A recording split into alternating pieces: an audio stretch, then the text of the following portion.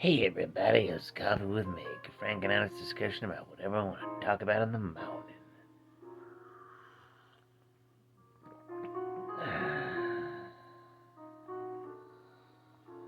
Whew.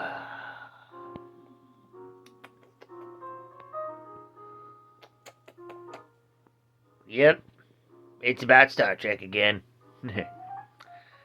Doing a full watch of Voyager. I'm not sure if I've ever watched Voyager when I was a teenager or at all. Whoop.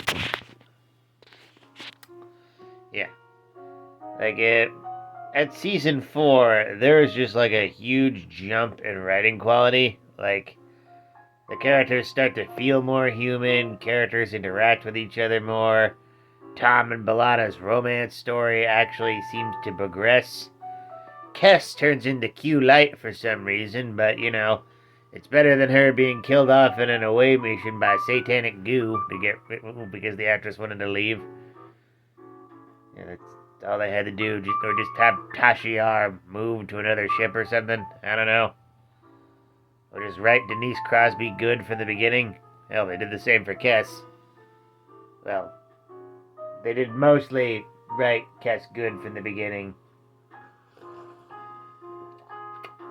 while also not living up to her potential, but even then, it wasn't about the actor's portrayal or the writing. It was mostly just Jennifer Lien having problems offset, and she wasn't in a good headspace to act professionally, and I respect that. Yeah, but like season 4, it's just 6 episodes in, and it gives you the character and the heart that the first 3 seasons just could have had, but didn't. Like, Like, one of my biggest problems with seasons 1 through 3 was that there wasn't enough missing of home for a lot of the characters. These people are like basically like just trapped in space, decades away from home, and almost most of them are like, oh well, another day being Star Trek, another day being Starfleet. And it's like, I know people online will defend it saying, oh, they're Starfleet, they're probably emotionally trained to handle this, and no, this is horrible. Also, half the ship are frickin' Maquis, okay? Not every Maquis is Starfleet. B'Elanna flunked out for fuck's sake. But also, conveniently for us, for the first 3 seasons, she didn't actually worry about her mom and dad at all. Like, at all. And also had no other family miraculously. That's kind of that didn't make any sense if you think about it. You think she would have at least missed her dad or something more often? Ugh. Also, there should have been an episode where Harry just actually gave up on his girlfriend Libby because, it makes sense that he would. They might have been serious, but, like, it would have been forever for him to, like, get back home. So, But it would have been nice of an episode acknowledging it in seasons 1 through 3. Yeah. Ugh. My biggest criticism of the biggest criticism of season 4, though, is people during the time complaining that it became the Seven of Nine and Doctor show. And in a lot of episodes, it kind of is that, but here's the thing. They're the most interesting characters. They are just the most interesting characters. The outsider characters are always the most interesting. Spock from the original series, Data from TNG, Odo from Deep Space Nine. Voyager didn't really have, like, outsider characters. Even Neelix was essentially accustomed to the system somehow for the bulk of, seasons 1 through 4. He pretty much adjusted completely, and even Kess was practically an expert nurse somehow.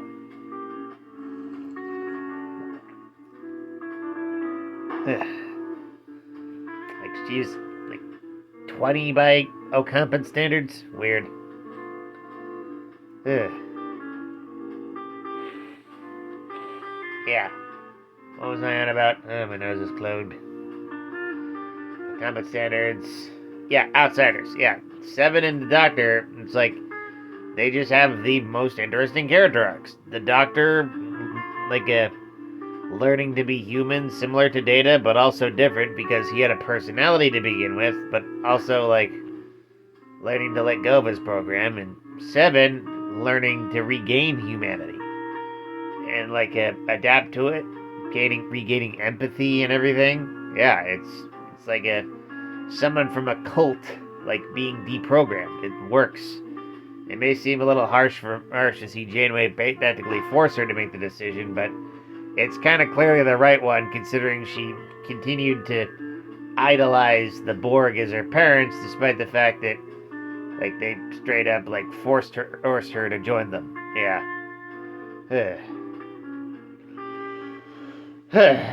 It's just interesting historically, because the reason Season 4 got so much better was because Deep Space Nine was closing down, and Paramount was pushing for Star Trek Enterprise, the show that didn't need to exist at the time. At the time, it didn't need to exist.